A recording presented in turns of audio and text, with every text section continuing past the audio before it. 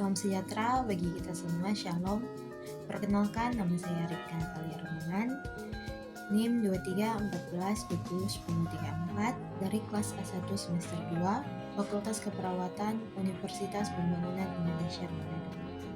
Saat ini saya akan membahas materi mengenai infeksi nosokomial dengan mata kuliah keterampilan dasar keperawatan dan dosen pengampu Nurse Enggrain Nindi Eskep MKes. Apa itu infeksi nosokomial?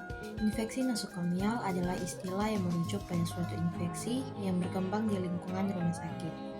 Artinya, seseorang dikatakan terkena virus nosokomial apabila penularannya didapat ketika berada di RS, termasuk juga infeksi yang terjadi di RS dengan gejala yang baru muncul saat pasien pulang ke rumah, dan infeksi yang terjadi pada pekerja di RS.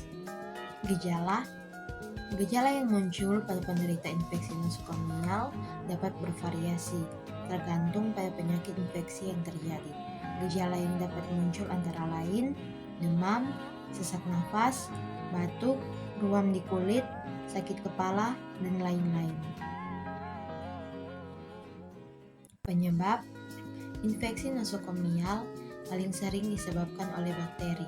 Infeksi bakteri ini lebih berbahaya karena umumnya disebabkan oleh bakteri yang sudah kebal atau resisten terhadap antibiotik.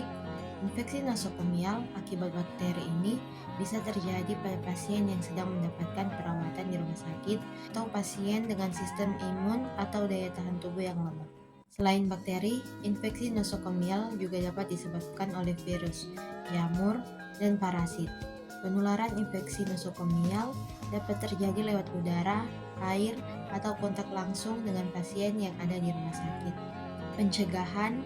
Langkah-langkah pencegahan infeksi nosokomial menjadi tanggung jawab seluruh orang yang berada di rumah sakit, termasuk petugas kesehatan seperti dokter dan perawat, pasien, dan orang yang berkunjung. Beberapa langkah yang dapat dilakukan untuk mencegah penyebaran infeksi ini antara lain: 1. Mencuci tangan. 2. Jaga kebersihan lingkungan rumah sakit. 3. Gunakan alat sesuai prosedur. 4.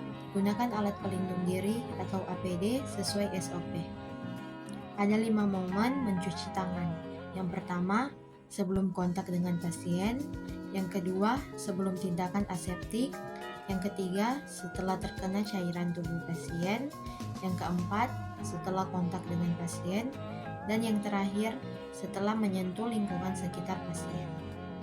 Ada 6 langkah mencuci tangan. Yang pertama, ratakan sabun dengan menggosokkan pada kedua telapak tangan.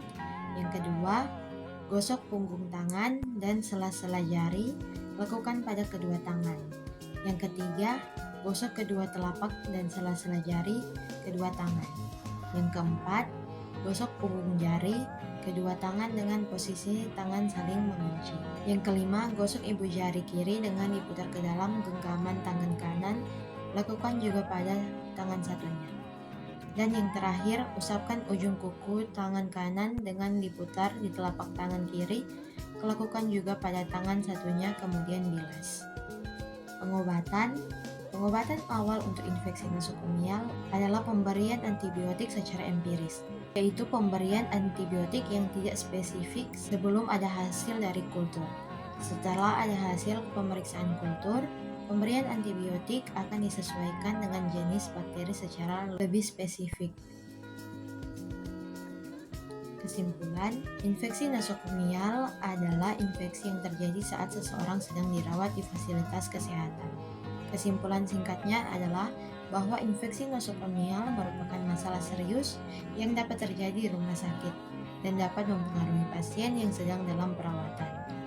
Upaya pencegahan yang ketat diperlukan untuk mengurangi risiko terjadinya infeksi nosokomial. Sekian pembahasan saya tentang infeksi nosokomial. Terima kasih.